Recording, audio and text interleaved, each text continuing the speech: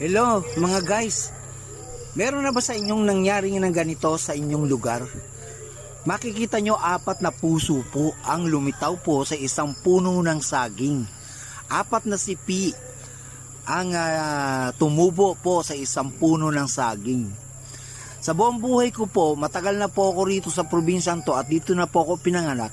Ngayon lang po ako nakakita nitong ganitong uri na saging na apat na sipi at apat na puso po ang lumitaw sa iisang puno. Guys, hello mga guys, meron na ba sa inyong nangyari ng ganito sa inyong lugar? Makikita nyo apat na puso po ang lumitaw po sa isang puno ng saging. Apat na sipi ang tumubo po sa isang puno ng saging. Sa buong buhay ko po, matagal na po ako rito sa probinsyang to at dito na po ako pinanganak. Ngayon lang po ako nakakita nitong ganitong